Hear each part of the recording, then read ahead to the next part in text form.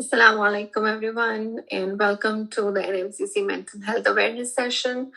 MashaAllah, it's been 2 years since we have been having these online sessions monthly, and alhamdulillah, it has benefited a lot of our community members. MashaAllah, made more awareness of our own of mental health and how we can help ourselves and also the ones around us and improve our productivity, our relationships, and our health in general, inshallah. So today we have Sister Mona Amin, and mashallah, she's been in the community for a long time and has done wonderful sessions with in the past, and she specializes in couples therapy, and today her topic is related to that.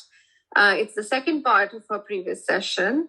And we had a wonderful session in the past, and mashallah, we're excited to see what Sister Mona is going to present today, inshallah, to us.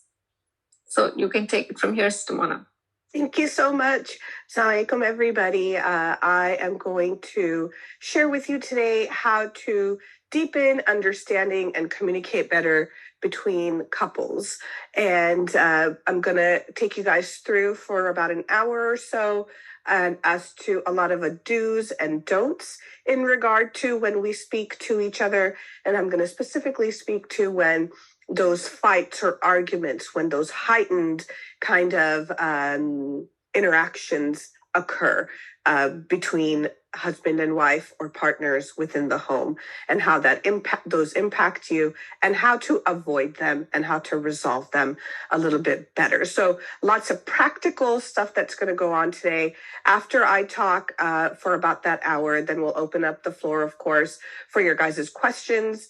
Give me the hard ones, get as specific as you want, challenge me. I'm here to help you today. Use me as your resource, okay? I'm gonna go ahead and share my screen. I did put together a presentation for us to be able to look at. And I'm gonna go ahead and start it. Okay. So a lot of the time when we are talking to our spouse or our partner, we don't understand what it is that they mean. We think we do, but we actually don't, because what they are saying to us holds a lot of meaning for them contextually, right? Based on their experiences, based on their history, based on their past, based on how they were raised, where they're from, what family, who was there in their family. All of that matters, you guys, when we talk to each other, okay? So the first thing we have to recognize is what actually impacts our listening and our understanding. Now, we're talking about adults, right? I'm an adult. Hopefully the rest of you guys on the webinar are adults, right? And you're going to say, come on, Mona, that's insulting. You're telling me I'm an adult and I don't know how to listen. I'm telling you, you're probably not doing it exactly right, okay? And here's what's happening. When you are trying to listen and have a conversation, you're not just receiving and exchanging messages. You're actually receiving, processing, interpreting, translating. All of that is happening simultaneously at the same time. And as information is flowing in and you're trying to process it and integrate it and conceptualize an answer to respond, all of everything that goes on inside of you yourself is impacting how you're going to respond. So if it's impacting how you're going to respond, it's impacting how you're listening. Then are you really hearing what's happening? Or are you just receiving the information, allowing it to impact you, and just reacting? Okay, so what impacts listening?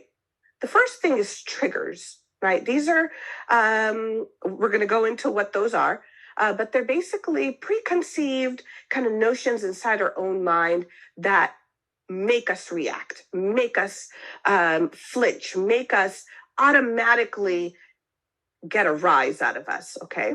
The second thing is attachment style. This, of course, again, I'll go into detail, but basically this is the way we relate to one another. Fear is another item that impacts listening. This is fear of getting it wrong, fear of failing, fear of disappointing, fear of there being no more harmony or peace. Inner critic is the voices inside of us that are going, you're not good enough. You're not worthy. You don't know what you're talking about anyway. These are all the self-esteem issues insecurities that each of us have. The need to respond. A lot of times when we're talking to each other, instead of really listening and then and responding, what we're doing is we need to say what we need to say because we need to defend ourselves, because we need to show ourselves to be the ones that are right. Okay. And the last thing is not knowing what to do. When we are receiving a message that is overwhelming, anxiety ridden, daunting, we don't know what to do, we freeze and we don't know how to respond. Okay. So those are some things that impact. So be listening for some of these things as we go through the rest of this. Okay. So I said I'd tell you what triggers are. Here's what they are. Okay. The definition is it's an intense emotional reaction that is brought on by memories, reminders of the past, and trauma. Okay. And this usually is a simultaneous automatic thought that we immediately get in our mind when we receive a message. And it ignites something inside of us. It ignites a feeling of not good enough, not worthy. Okay. And I listed some triggers there. What triggered me? I felt ignored. I felt lonely. I felt controlled. I felt manipulated. And these are all things that can trigger us, then that manifest as or show up as anger, frustration, irritation, yelling and screaming, fighting, right? Blaming one another. But it's actually your trigger that made you feel lesser than, that made you react that way. So the biggest takeaway I want you guys to have from our webinar today is, how can I, one, be aware of what's going on with me? And two, how can I manage it? So awareness and management, right? And if that's the only thing you guys learn after I'm done talking to you today, I've done my job today, okay? So remember, triggers, very important. How do we cope with these triggers? So I have these few suggestions for you guys. Number one is breathe, guys. A little bit of psychoeducation for you. Our nervous system actually does better when it has oxygen flowing through it, because then we can activate what we call the executive functioning of our brain, which is up here at the top of our brain, that takes care of making good decisions and bad decisions based on our moral compass. So the more oxygen that's being provided to the body, the more oxygen that's being provided to our brain, right, the better we'll be able to make good choices. So breathing, very, very important, okay? Taking a break, right? Walk away from the situation if you feel like you are getting a rise and you're getting angry and you're about to lash out. We all know what this feels like in our own body. For me, my palms start to sweat, right? And I feel it in the pit of my stomach. I can feel those butterflies in my stomach. That's how I know I'm getting angry. And so I need to take a break.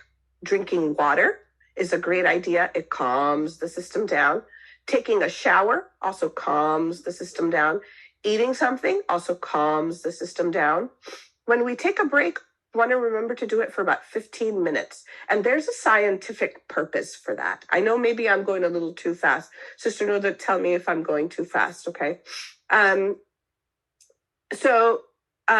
15 minutes is a great amount of time to take a break, because what happens is, if this is our brain stem, at the bottom of it sits our pituitary gland. Okay, that's where all our hormones are taken care of. And what happens when we're in an interaction, when we're getting angry and when we're getting irritated or frustrated, our amygdala, which is another part of the brain that releases the hormones, flips open and it releases all these different hormones. And in order for it to calm down and close back up again, it takes 15 minutes of calm, quiet, silence, and break so that the brain can come back to its regular normal functioning and you can be able to use this part of your brain again. Okay. Acknowledging yourself is another way to cope. Again, if the only thing you take away today is awareness and management, acknowledging to yourself, this is what's happening to me. Have you ever had your partner say to you, you're getting angry? And you say, no, I'm not. Well, that's the opposite of acknowledgement, okay? Acknowledging that, yeah, I am getting angry and I need to walk away, okay? Very, very important. And then lastly, sharing your feelings, saying to your partner, yes, I am getting angry, right? And being able to share what made you angry. Okay, so these are just some ideas on how to cope with hitting your trigger in the moment. Okay, now we're going to talk about attachment styles.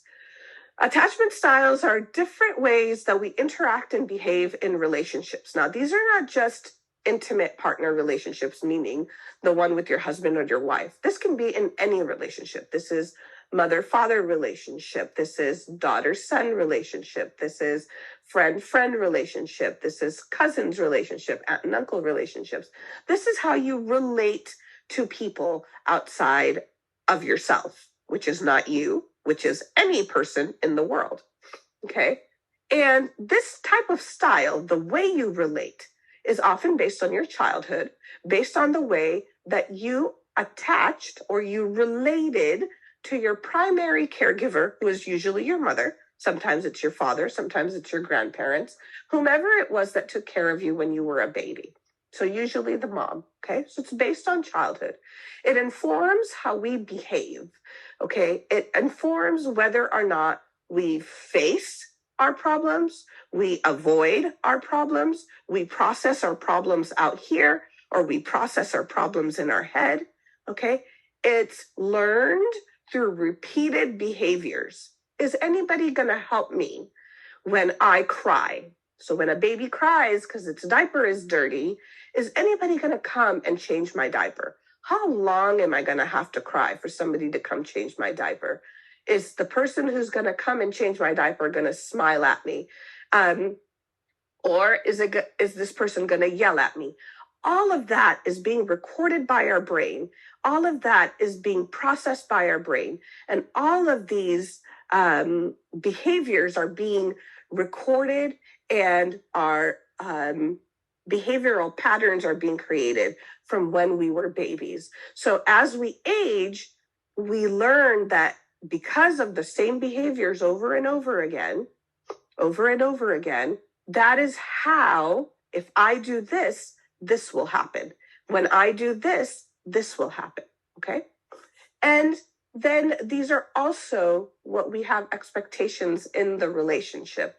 So when we attach ourselves to our partner, there are certain expectations from our partner. I love my partner will love me. I respect my partner will respect me.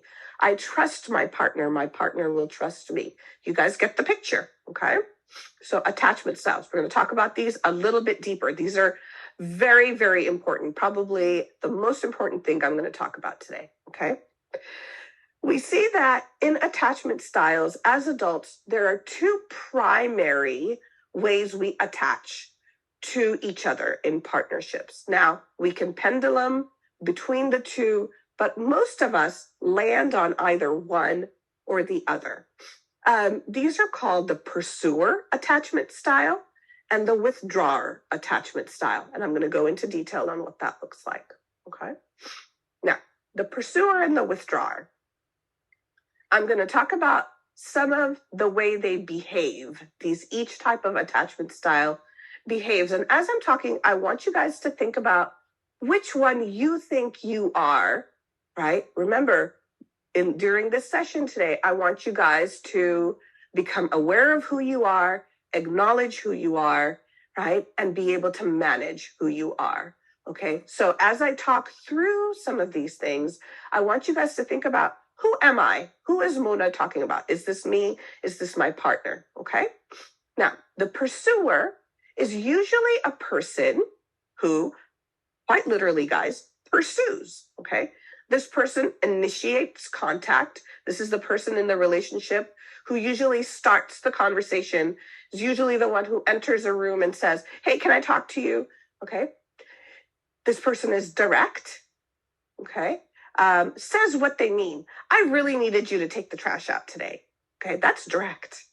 Okay, wants stability, wants to know what's going to happen, wants to know that they can trust their partner. Okay, wants closeness, meaning not just physical closeness, guys, but also emotional closeness, wants to be understood. Oh, I understand why you needed me to take the trash out today, because it really irritates you when I don't. You feel disrespected. Of course, I'll take the trash out today. That's emotional closeness. Okay. Understanding that that's what your partner needs, not that it's just a chore, but that's what your partner needs in order to feel respected. So then that's why you do it. Not because the trash needed to be taken out. Of course it did. Everybody needs to take the trash out, right? But you do it because it makes your partner feel respected. That's emotional closeness, okay? The pursuer talks about their feelings. Oh, I felt so nervous today when I was trying to do my presentation this morning. And, I don't know why I was feeling nervous. Talks about their feelings a lot. And to them, people are important. Relationships are important. Them feeling like they have closeness with others is important. The withdrawer, on the other hand, right, responds to contact. Okay, so does not initiate contact. The pursuer initiates. The withdrawer responds. I need to talk to you. Oh, what do you want to talk about? Okay, response. Likes time to process. Okay, the withdrawer is a little bit of an internalizer. They like to take in information a little bit at a time and really think about it. Okay, really think about it. They want their space, so they get overwhelmed easily. And when they get overwhelmed, they need space. They need quiet. They need privacy, right? So lots of slowing down. You feel the difference in energy between the pursuer and the withdrawer? The withdrawer talks about facts. They don't talk about feelings.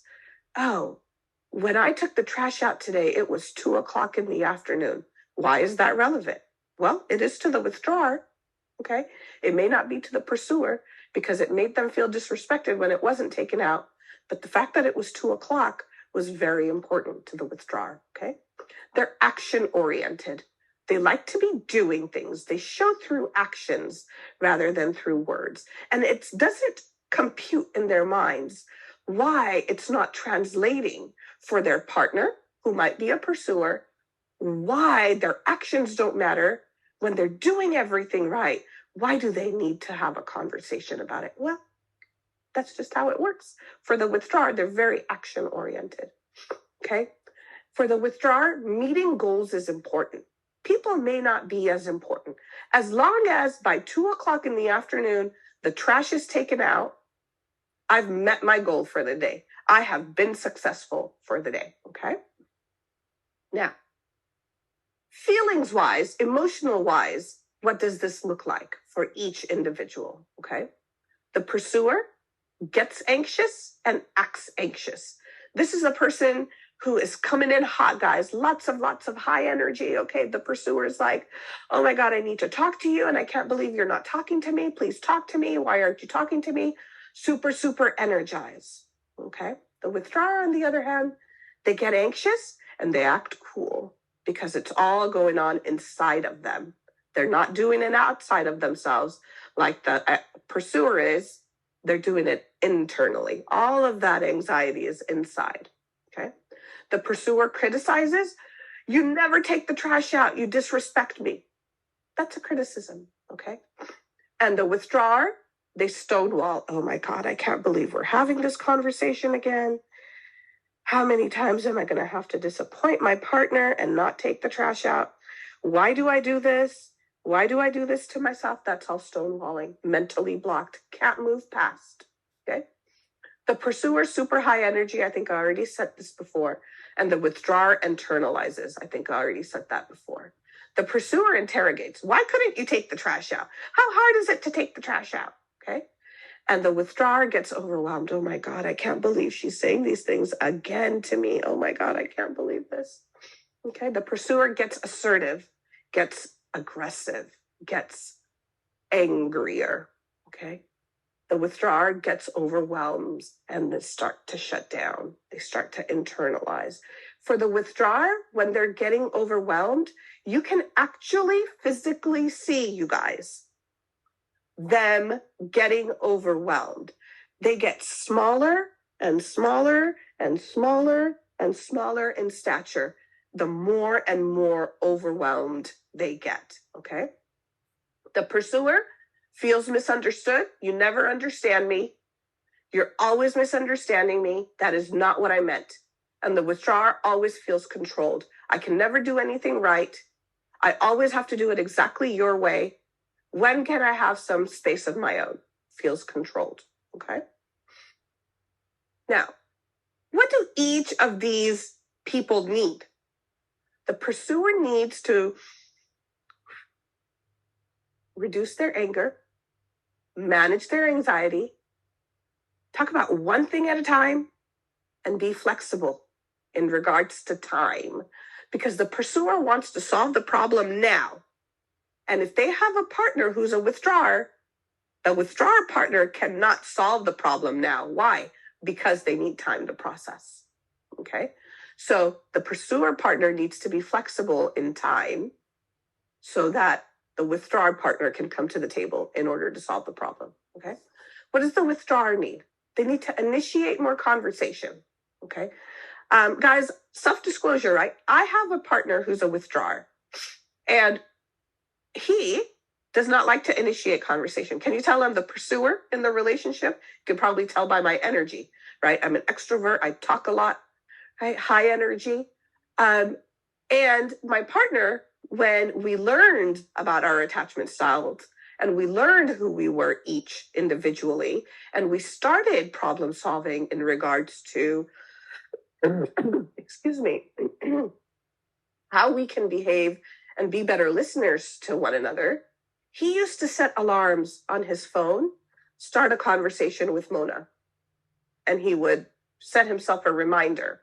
So even if that's what you need, nobody is saying, oh, you have to change on a dime. You have to change right now. It has to come instantly, right? Use whatever tools at your disposal in order to meet the goals that you want to meet in your relationship. Okay. So initiating conversations. My husband used to send himself reminders on his phone. Start a conversation with Mona. Okay. Become self-aware.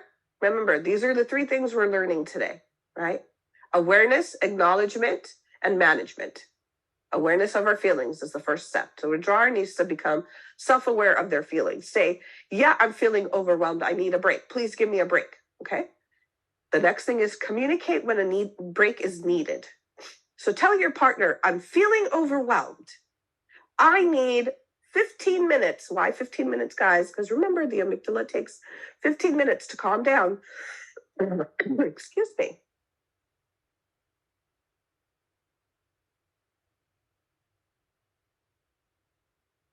Okay.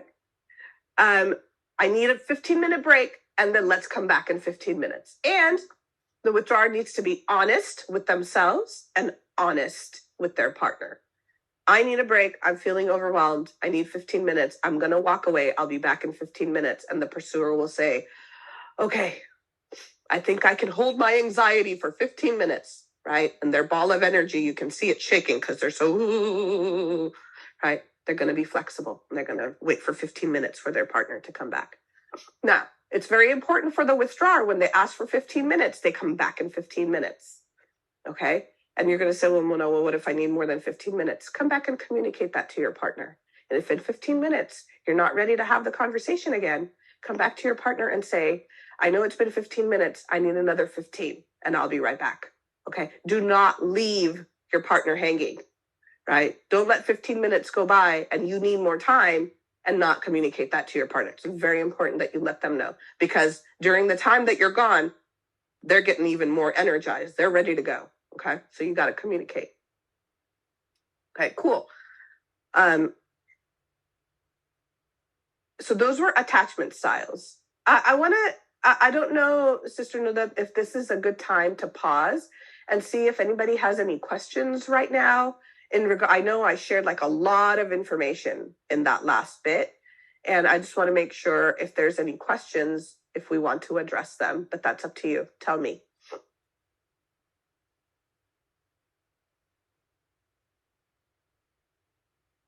Okay, never mind. All right. A lot of times, the reason we don't hear or understand our partner is because we need to respond to them. You guys know exactly what I'm talking about, okay? You want to make sure that whatever is going on in the communication, you prove yourself to be right and you prove your partner wrong. Now, this is the incorrect, unhealthy attitude, you guys. And here's the reason why. You are partners, not adversaries. You are each other's person, not enemies. You are each other's support system, not pitted against one another, not on opposite sides of something. So a lot of times, in my experience in treating couples, this is the hardest skill for individuals to learn, where they drop their own ego and agenda and really listen to their partner and not have to prove that they're right and their partner is wrong. Okay? For whatever reason in our mind, when we do this, we've won. But have you really? The only thing I think couples win by having this kind of interaction where you're trying to prove yourself right and your partner wrong is more disregard for one another, right? Less fondness for one another, less admiration for one another. And the elevation in a relationship that we're trying to get to is to be able to have that support from our partner, have that affirmation from our partner, have that validation from our partner, that all and everything I do, I will have your love, I will have your respect, I will have your trust, right? But so why do we do this? There's a couple of reasons. We feel like we're right. So why should anybody prove us wrong, right? If it was 2:00 in the afternoon when I took the trash out and my partner says it was actually 2:30, I do everything in my power to prove to my partner it was actually 2:00. Okay. I actually came in, it was 2:15 and you were watching TV like a lazy bum. And it was right after I finished taking out the trash. So it was actually 2:00, not 2:30. And in that sentence, we not only have made it seem like we did our partner a favor by taking out the trash, we called them lazy, right? So we insulted them, we criticized them, and we put them in their place. Yes, I won that battle. I can move on with my life now. Please stop doing this. How do we stop doing this? You listen, right? You understand, right? You try to see it from your partner's perspective, okay? This behavior, guys, this needing to keep score, needing to prove your partner wrong is very toxic in a relationship, okay? I want you guys to know, just because you understand your partner's perspective doesn't mean you necessarily agree with their perspective. There's difference between understanding and agreeing. Okay? Understanding means we are able to put ourselves in that situation. I can see how you felt disrespected. You can see how they felt disrespected. Each one of us knows what it feels like to feel disrespected. So we can relate to our partner when they feel disrespected. We can say, I can see how you felt disrespected in that situation. That doesn't mean I agree with it. Okay, you may agree with it. It's good if you do, but you don't have to agree in order to understand. I want to drive that point home. Okay. Now, when we're fighting, here's what I want us to remember. Okay. These are called what I call fair fighting rules. When fights arise, they do in every household. We are two individuals living under the same roof, leading a life together, right? Usually we have kids, we are parents at the same time. So we're trying to figure out all those issues as well, right? So when we fight, we have to have certain rules of conduct in order to have a good and conclusive discussion, fight. And there are certain lines we can't cross, you guys. So we got to talk about these things, okay? The first thing is understanding to yourself and for yourself why you're upset, okay? If you're upset that your partner didn't take out the trash, are you angry because your partner didn't take out the trash? Or is this another piece of evidence you're going to use against them in a fight later? You never take out the trash. Okay. What are you really angry about? That's the first step. Second step is discuss one topic at a time. This is especially for the withdrawer. If you are fighting with a withdrawer and you discuss more than one topic at a time, you've already lost the conversation. They're not listening. They're overwhelmed. They can't be in the conversation. Okay. We're not going to use any degrading language or any put downs or any insults. This is criticizing. It stops communication from happening because it sends each partner inside of themselves. Okay. Want you to be able to express your feelings instead of behaviors. You never take out the trash. I feel disrespected when the trash is not taken out.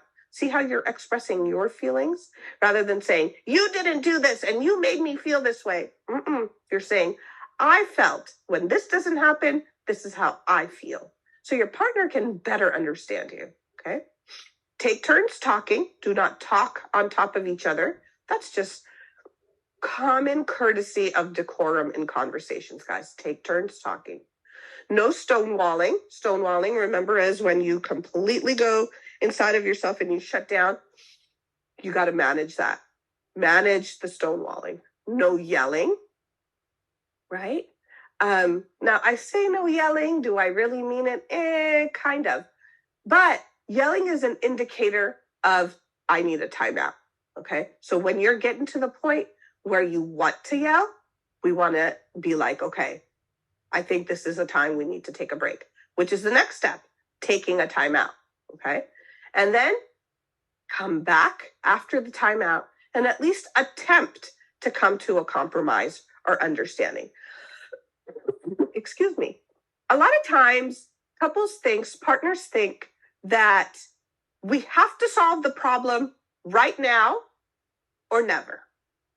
Not realizing that you can have the same conversation, you guys, over and over and over and over and over again until you reach a compromise or understanding.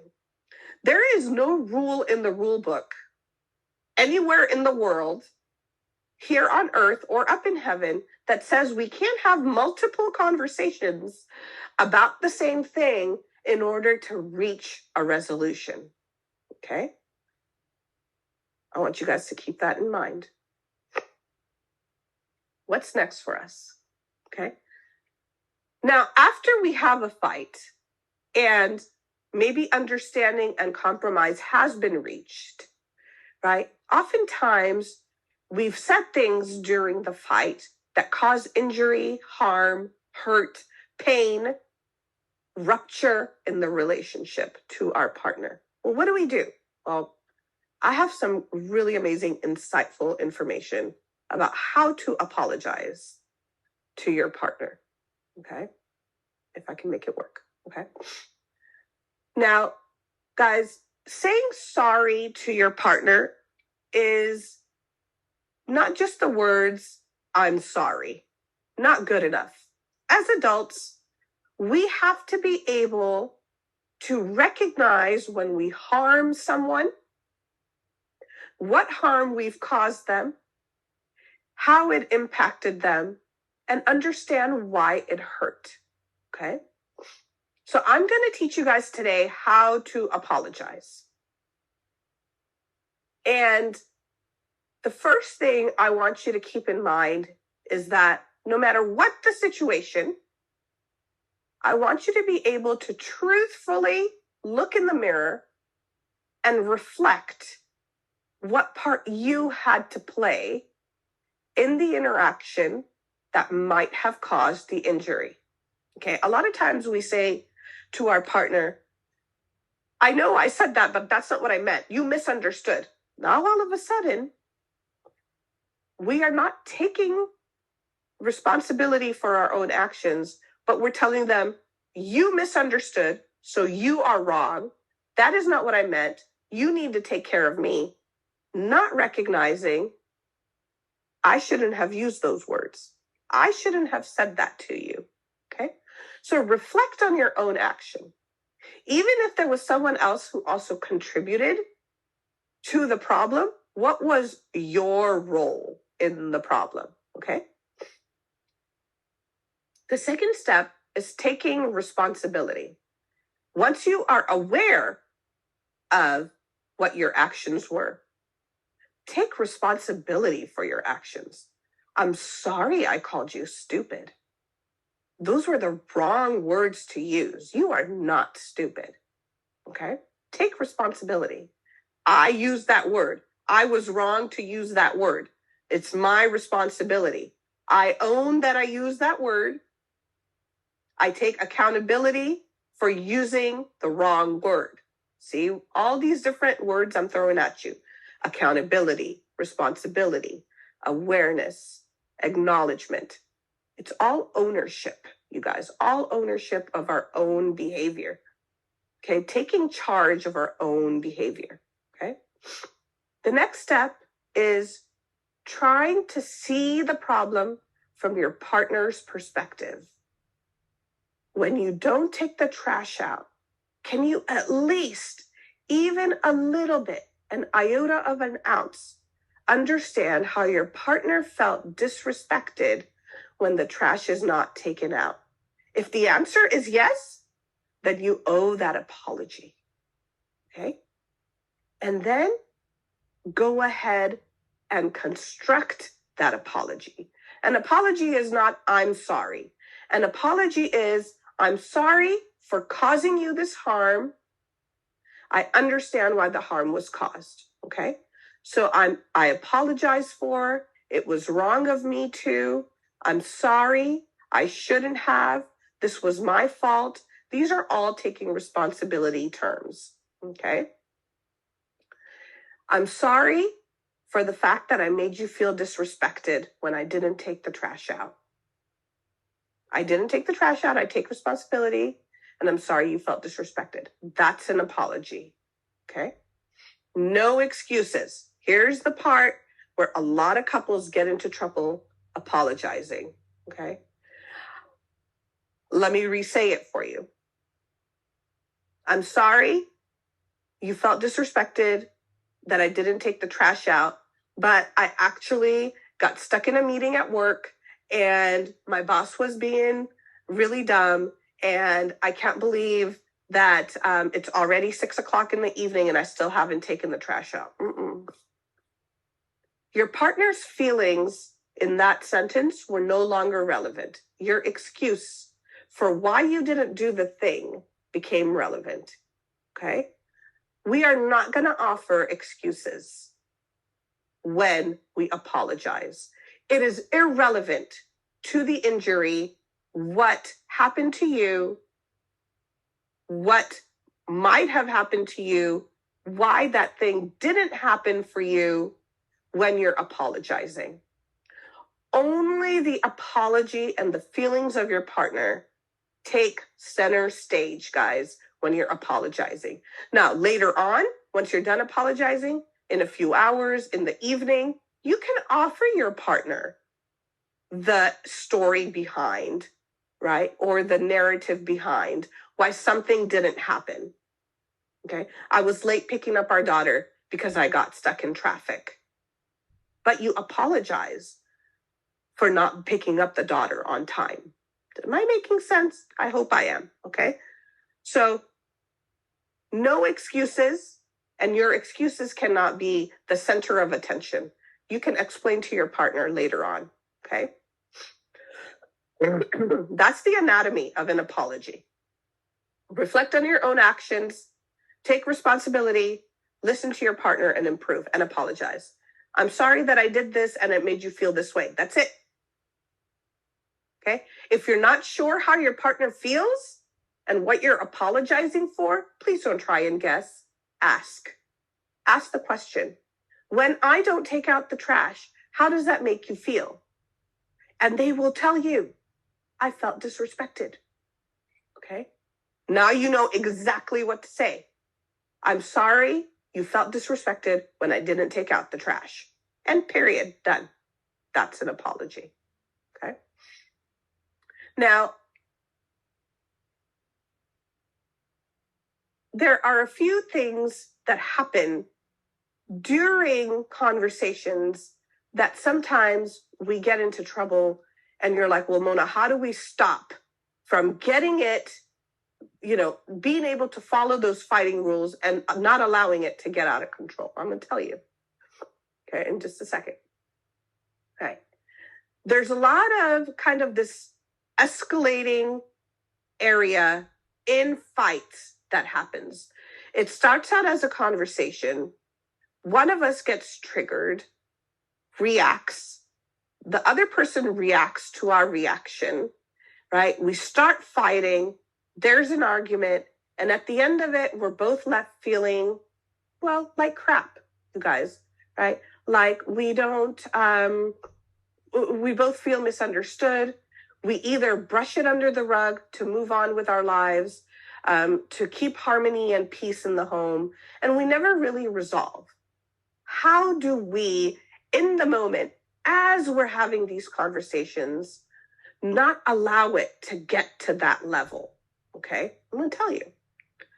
A lot of times what happens in fights, tell me if this sounds familiar, right?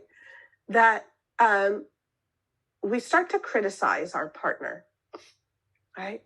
The kitchen is such a mess, you're a slob. That's a criticism. How does the kitchen is a mess equate your partner to being a slob? That's a direct attack, right? That's a criticism. How do we manage criticisms? Instead of saying, the kitchen is such a mess, you're such a slob, we use what we call the gentle startup. So we're going to be gentle. And it's constructed this way. I feel blank when this happens, okay? I feel frustrated when the dirty dishes are left in the sink. See how that's so much different than, this is a mess, you're such a slob. The kitchen is a mess, equates you're a slob. Being gentle and allowing yourself to share your own feelings. I feel frustrated when there's dishes in the sink, okay? Then in the gentle startup, you make a request. Can you please try and tidy up for me? Can you please do the dishes tonight? Can we try and do the dishes before we go to bed today? Okay? It's a request. See how it sounds so much different and how you would receive it differently than when you say, the kitchen is a mess and you're a slob. Totally different messages. Okay. So that when there's criticism, be gentle. So check yourself. Am I about to be critical? If yes, be gentle. Okay. Share your own feelings. Defensiveness arises in a conversation, a conflict, a fight. Both of us start getting defensive. We need to defend ourselves. Okay. I start making excuses. I start blaming my partner. It wasn't my fault that I yelled, right? You were late to pick up our daughter. It's not my fault, right? That's defensiveness. Take accountability when you feel like there's defensiveness happening for you. Take accountability. Take ownership. Take responsibility. You are responsible for your own feelings, not your partner. Okay? Take accountability. I shouldn't have raised my voice. I'm sorry I yelled at you. That's taking accountability. Okay? Then there's contempt. Showing anger, disgust, or hostility towards your partner. Using put downs and insults. Acting better than your partner. Being mocking or sarcastic to your partner are all signs of contempt, you guys. This is one of the most toxic things we can do in a relationship. Okay, the passive aggression, because it creates a lot of distance in communication. It creates a lot of distance in emotions. The contempt, when there's contempt in a conversation, okay? And I'll use those words again. What is contempt? Anger, disgust, hostility towards your partner. Using put downs or insults. Acting superior to your partner, right? Believing that you are superior. Well, if you're superior to your partner, how are they your partner? It defeats the purpose of the word partner itself. There is no equality then in the relationship. If you are better than them, and you have to talk down to them, you shouldn't have to. They're your partner.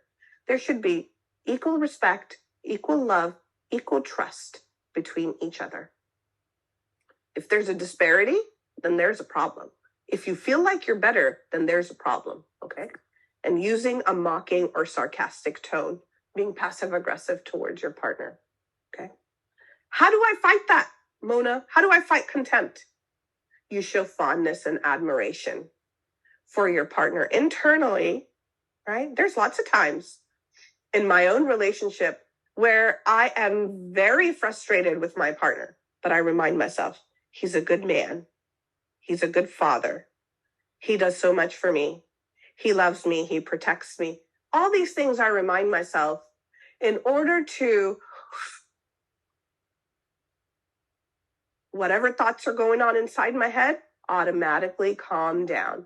I recognize his strengths. Oh, he's so intelligent. He's so responsible. He's so reliable. He's always there for me. Okay? I remind myself, I show admiration inside my own head for my partner. I remind myself of his strengths, right? So that I can remind myself how fond I am of him. There's a reason I fell in love with him in the first place. That's why I'm married to him, right? So I no longer have to mock him or be sarcastic, okay? Showing fondness and admiration. And you can say out loud every day, I'm going to give you guys a trick to contempt that I often prescribe to my clients. And my partner and I do this too. We keep a little notebook in the kitchen, on what we call the mail counter, is where all the mail is collected. We all have this space in our home. So keep it somewhere where it's visible. And every day we write down one thing we like about each other. It's just between me and him. And we read it, whatever, like I'll pass by and I'll be like, oh, he thinks that my hair looked nice today. Oh, he'll see, oh, she thinks that I did a really good job cooking dinner tonight, or whatever, right? Leave one compliment for each other every day, and exchange this. And this is a very passive, very quiet way to exchange compliments for each other. It can be anywhere from complimenting each other's physical appearance to complementing each other's character, to complementing each other's behavior, to complementing each other's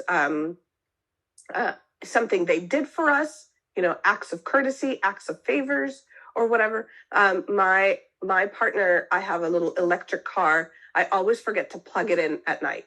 And every night, he'll go plug it in for me. I appreciate that. Every day, I forget, and every day he goes and plugs it in for me. And I really appreciate that. So I write it down. Thank you for plugging in my car tonight. Right? And so he knows that I see him.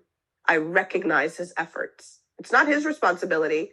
In the morning when I get up and I have to go to work and there's no electricity charge in my car, that's my problem, not his problem. But he does it out of love for me, out of taking care of me. Okay? Fondness and admiration, guys. Very, very important. Last one is stonewalling. I know this word has come up a lot today, right? Especially for our withdrawer. This is when you start shutting down emotionally. You go silent. You see yourself getting smaller and smaller, right? It's a response to feeling overwhelmed. You don't want to face the problem. You want to avoid it, right? And the underlying problem has been unresolved. What do you need? You need to go soothe yourself. Take that break. Get a drink of water. Take a shower. Breathe. Go eat something. Whatever. You need to go soothe and take that 15, 20 minutes to go calm yourself down so you can be a part of the conversation again. Okay? I'm going to show you guys in my next slide vocabulary to be able to use when communicating with our partner. It's very colorful, and you'll see it in a second. How do I communicate to my partner how I'm feeling, right? So when there's criticism, how do I rephrase how I'm feeling? Let me give you an idea. Okay. This, guys, is what we call a feelings wheel. And it breaks down, you see in that center kind of circle there, there's the primary 6 feelings: anger, sadness, surprise, joy, love, fear. Okay. And then it fans out so that you can describe for yourself and describe for your partner how it is that you're exactly feeling so that you can give them an idea of what it is that you need in the time, right? For that time, and can be able to communicate that to your partner. So I just put this in there to show you guys that there's so many different ways we can communicate, right? How can we communicate sadness? I was disappointed. I felt despair. I felt lonely. I felt regretful, right? How can we communicate surprise? I feel touched, speechless, awestruck, right? These are all ways we can better communicate. The more vocabulary we have, the better we can tell our partner how it is that we feel, okay? We're kind of rounding the end of my hour-long rant here. And I want you guys to know that I know I threw a lot of information at you, but I want you to 3 things, right? Awareness, acknowledgement, management. Awareness, acknowledgement, management. Awareness of your own feelings, acknowledgement of your own feelings, management of your own feelings is a very first step in order to communicate with our partner, okay? And these words, they give you kind of the plethora of words to be able to use to communicate to yourself and to your partner how it is that you feel, okay? So I'm going to go down and do kind of a recap of everything, right? The slide says stop it before it starts. Stop what? The fighting. Stop the fighting before it starts, right? Let's solve the problem before it gets started, right? What do we do here? First F is self-awareness. I've been saying that all day. Knowing yourself is very, very, very important. Acknowledging to yourself what you're going through is very, very, very important. Managing what's happening with you is very, very, very important. First step is self-awareness, okay? Affirming and validating. What does that mean? If you're the type of person who shuts down, right, and you need a calm environment, then you need to be able to share that with your partner. I care about this conversation. I need a break. I'm not invalidating your feelings. I know we need to talk about this, but I need to talk away. Affirming and validating.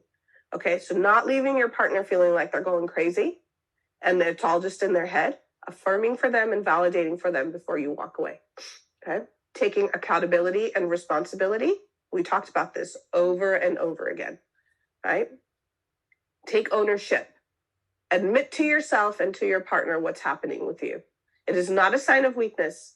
It is not a sign of there's something wrong with you. It just makes you human.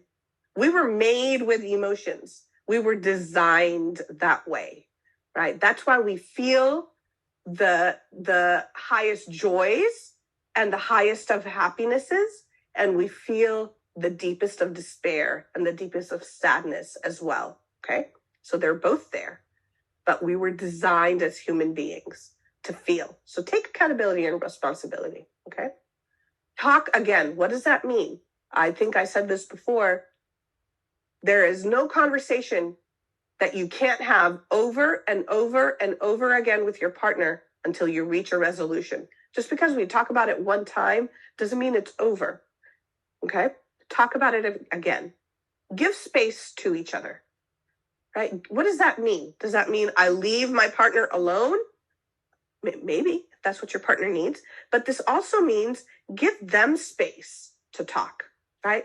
A lot of times there is one really loud partner that talks a lot and one really quiet partner. Well, this partner also needs space to be able to talk.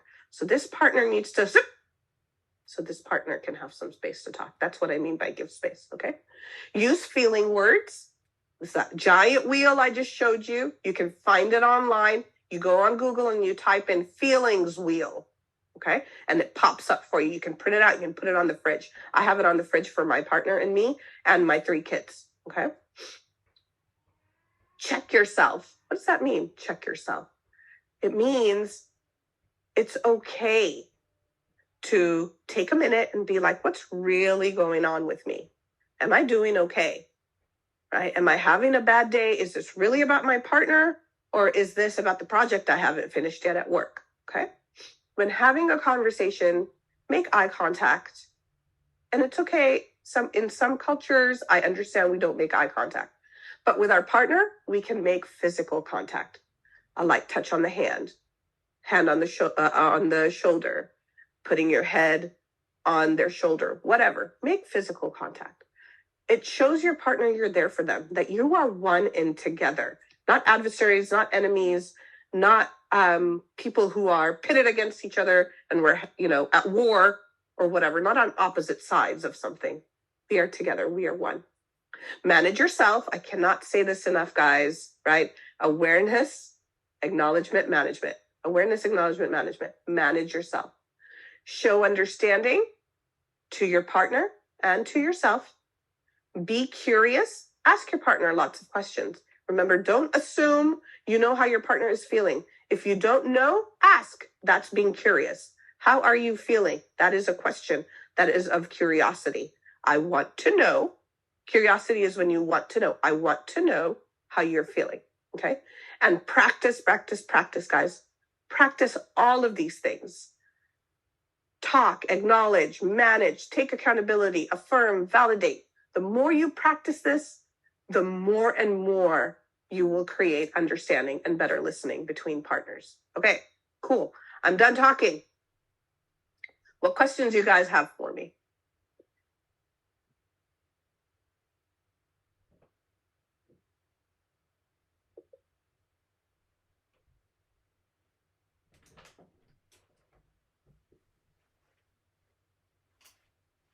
No questions?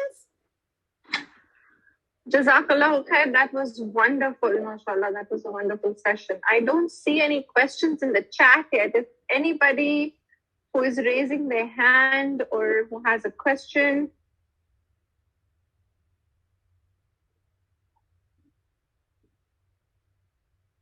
I really appreciate this talk today, and it has given me, you give me a lot of insight to just know about to think more and improve yourselves. And I liked your tips about how we can be more self-aware, how we can improve our communications. Great. I see that thank you so much, Sister Nula. There's somebody raising their hand. How do I allow them to talk? Yes, let's do that. Okay. Go ahead, brother. Assalamu alaikum. Thank you for a wonderful discussion. And I know you've covered this already, but I think the challenge I personally have, and I'm sure other people share this, hopefully I'm not alone, when we're approached with a difficult conversation with our spouse, whether that's about setting boundaries or friends, in-laws, career, whatever it is, do you have any advice about how we start? What setting? What time of day? What is your advice regarding to how to get the conversation going? What is the best setting? How do you set it up? Yeah, this is a great question. Thank you so much for asking this. When having a difficult conversation, right, it is very important, depending on who wants to initiate the conversation, whether it's the pursuer or the withdrawer. Withdrawer needs more time to be mentally prepared. So if I am the pursuer in the relationship, I am the one who's high energy, who wants to initiate the conversation, right? I need to be able to tell my partner, if my partner is a withdrawer, that this conversation is coming so as to not to overwhelm them. So I would usually give it a couple of days. I would tell my partner, hey, listen, babe, there's this topic of conversation I need to talk to you about. This is what the topic is. When is a good time we can set aside to talk about this, right? And have that discussion with our withdrawer. Because when we have difficult conversations like this, it's actually a negotiation, not really a conversation. Because to me, sometimes decisions need to be made. And when there's a decision that needs to be made, it's actually a negotiation. So when there's a negotiation, you need to have everybody be ready and willing to come to the negotiating table, okay? And if that other person is not ready to come to the negotiating table, if you bring them there unwillingly, it is not going to go well. The conversation is not going to go well. So the timing wise, great question, ahead of time. Have that discussion and say, when are we going to have this? 2, make sure you're both well rested and you both have eaten, okay? And you are not preoccupied with any other stressors in life when having this conversation. So it shouldn't be one of these, oh, I have 15 minutes between meetings. Let's have this conversation right now. That is not okay. Because one, that tells your partner, this conversation is not important enough to me. I only have 15 minutes for this conversation.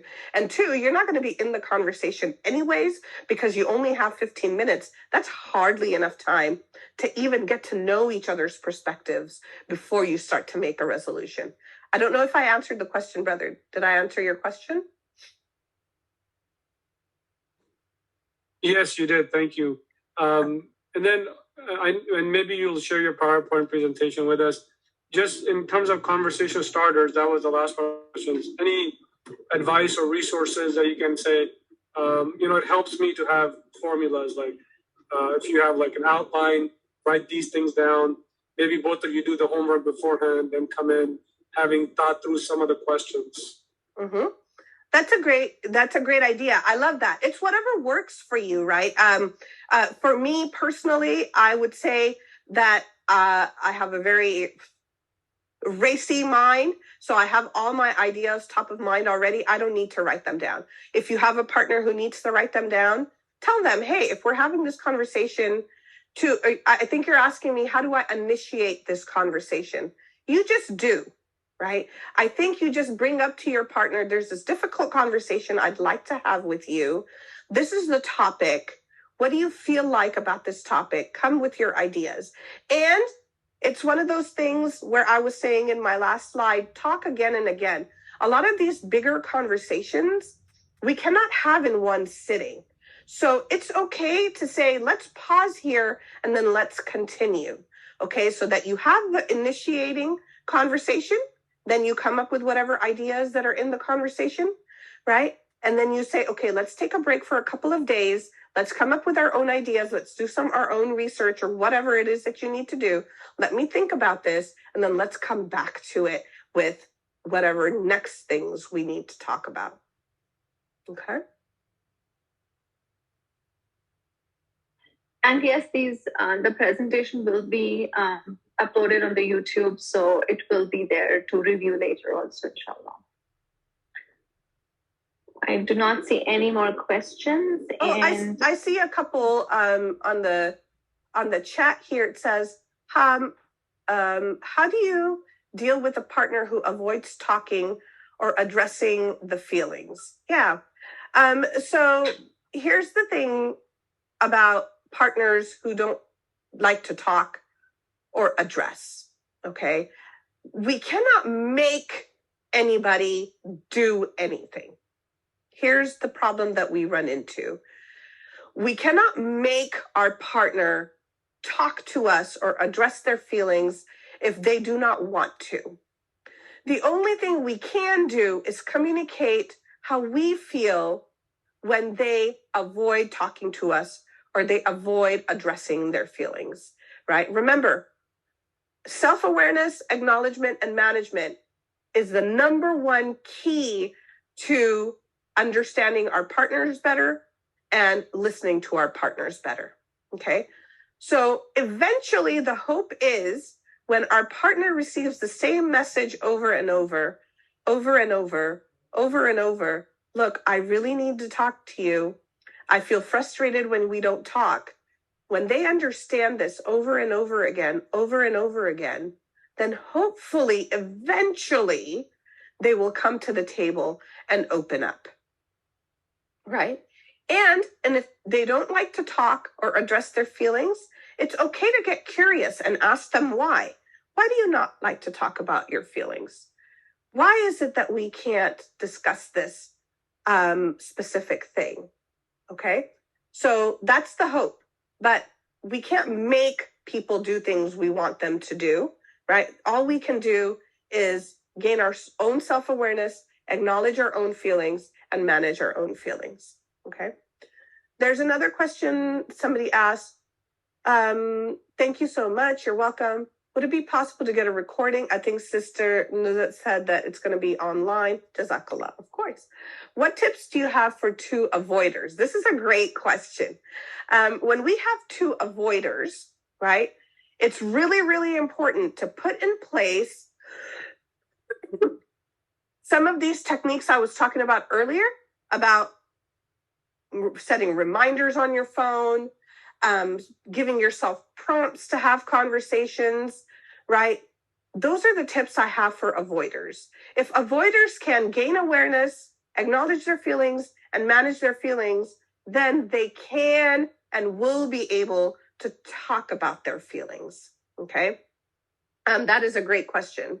But I want you to know that it has to be a learned behavior, a forced behavior, a prompted behavior, because it doesn't come naturally, because neither one of you are conversation initiators. So somebody is going to have to take the onus and be like, okay, this time when conflict occurs, I'm the one who's going to call it out, and that's my responsibility. And the next time it happens, it's going to be your responsibility to call it out. So we have to keep each other accountable in that regard, because it has to be a forced behavior, okay?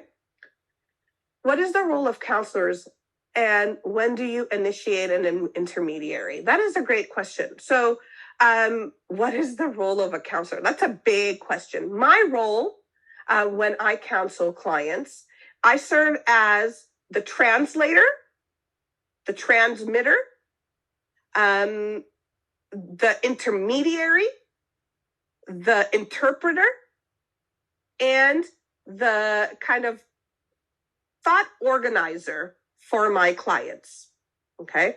That's kind of my role. When I serve my couples, I like to remind them that I am not the husband's counselor, I am not the wife's counselor, I am the relationships counselor. It's the relationship that I'm trying to fix. So I sit there, I observe the dynamics at play, how each person behaves, what happens to each partner, What does this partner do that triggers this partner? And I give insight. I call that out. We practice different techniques on how to talk and how to communicate.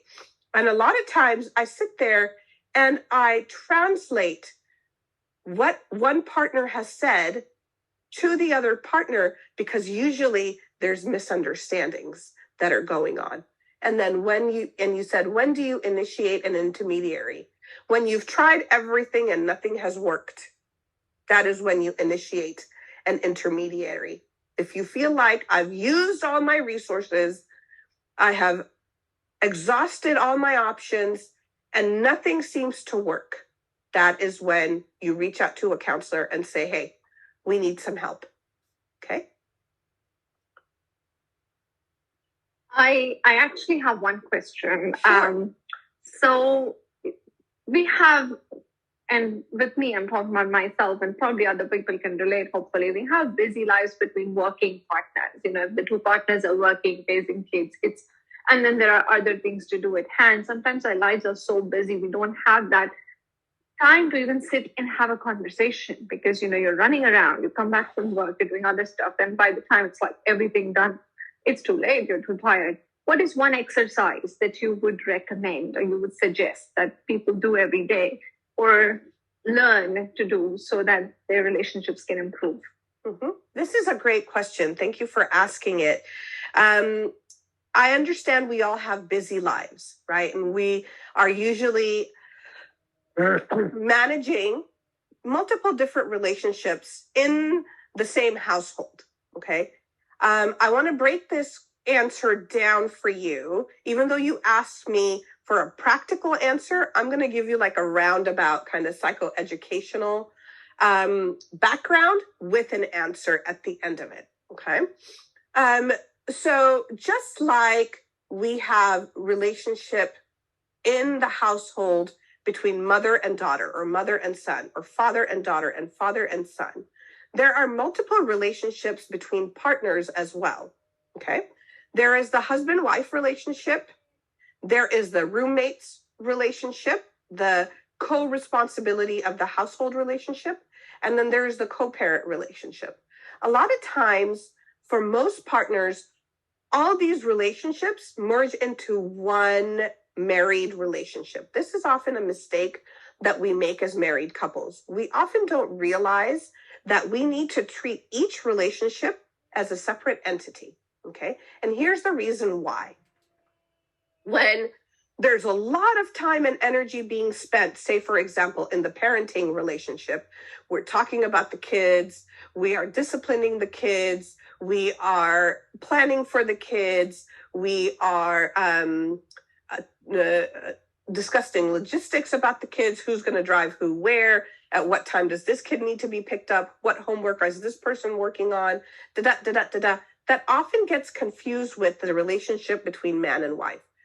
Not realizing that we're giving so much time and energy and nurturing to one relationship that we're ignoring the other one, which is the husband and wife relationship, which is the relationship between man and woman, okay?